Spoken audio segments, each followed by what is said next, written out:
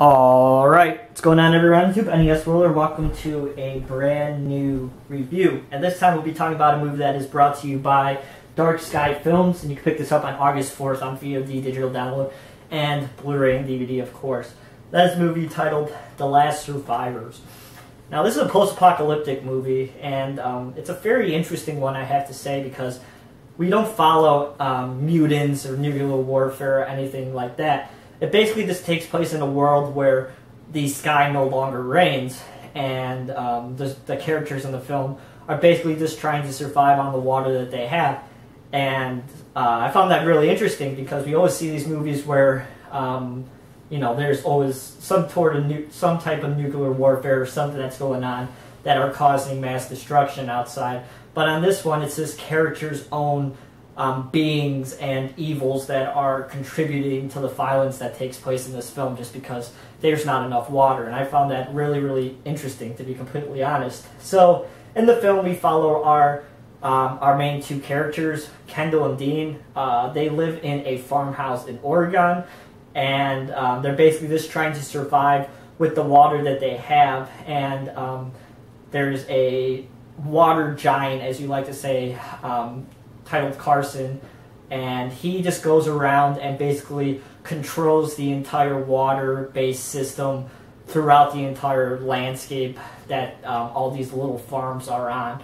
And all these farmhouses, all the people that used to live on them are getting killed by Carson because he obviously wants the water that's on their land.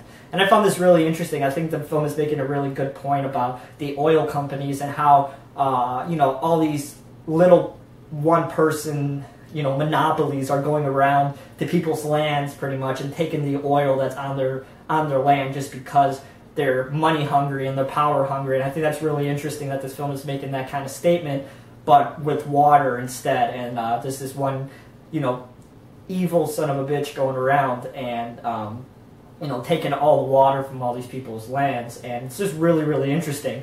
So Kendall and Dean, of course, are just trying to survive from Carson, from not getting, killed for the water that's on their land in this well that is unfortunately starting to dry up more and more. And unfortunately for Dean, he has this condition where he has to drink a certain amount of water because his kidneys would fail. And, it's just Kendall trying to find the water for Dean before he ends up dying. And there's this subplot where they're trying to find this cap for this plane that's in a barn a few farms away. So it's just basically Kendall going around to all these different cars and things like that, trying to find the right cap to put in this plane so that her and Dean and this other kid that's living in the farmhouse by himself could actually, get away to somewhere where, a money-hungry person like Carson isn't living and there's more water. Now, I don't know if this part of Oregon that doesn't have water or what's going on. We don't really get to find out about why there's no more rain coming down in the sky anymore, and I still haven't decided if I think that's a really important thing or not for us to know as the audience. I wish there was just a little bit of more subcontext about what was going on and what was the reason that it was no longer raining, but unfortunately we don't get that, which is, a little bit unfortunate. But, the director of this film, Tom Hammock, he's a production designer. He's done films like You're Next and The Guest, and he's doing Adam Wingard's new movie, The Woods. So if you've seen those films, they're pretty visually good to look at. And this film definitely carries that over. This film is absolutely beautiful to look at. The cinematography is gorgeous because they're obviously filming this in a desert. And they picked up, whoever did the location scouting did a really, really fantastic job because the place in the desert that they picked really, really feels like an abandoned landscape and that it hasn't rained in a long time. And I feel that really, really contributes to the film just simply because of the fact that it actually looks like this is actually happening in this place. And it's just really, really great. And the cinematography combined with the settings and the locations are just really, really fantastic. And it has some really stunning imagery that I think some modern post-apocalyptic films can't benefit from, which is unfortunate because this one really, really does a fantastic job on this. And also, like I said, the production design in this on the sets, in the farmhouses and things like that are absolutely fantastic. there's details to the T that are just in the background that your eye goes to just simply because of the fact that there's so many stuff on the walls and things like that that it really makes you think, the situation that these two people are in right now with this guy that's trying to take their water, which they direly need to survive. So, like I said, I just really think the core strength of this film is the message that they're making about, major monopolies taking things that people need to survive. And it's really interesting. And I really think that you should check it out. The acting is really solid.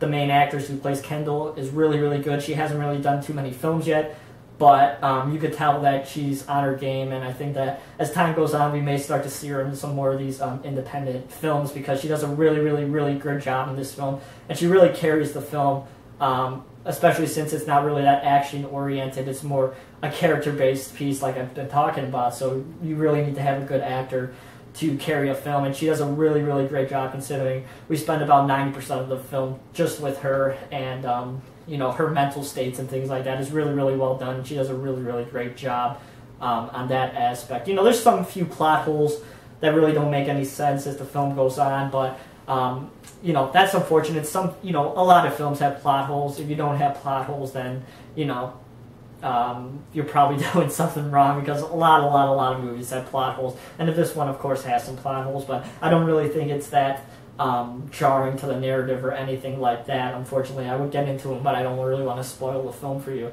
I want you to watch it for yourself. So this film overall, really good. I'm going to give it a 7.5 out of 10. If you guys get a chance to pick it up, give yourself a reason to, because I think it's a really different post-apocalyptic film that basically just surrounds characters. It's not really a horror film, but I think it's a really great, drama, post-apocalyptic drama. There's some really good effects in this too, I have to say. Whenever there is violence that occurs, it's really well done. It's not CGI or anything like that. It's all practical, and it looks really good. So give yourselves a chance to pick this up on August 4th if you guys get a chance. You can get it on Amazon. This Blu-ray's $10. I highly recommend it because it's a really interesting film. So yeah, that is The Last Survivor, put out by Dark Sky Films. Really interesting.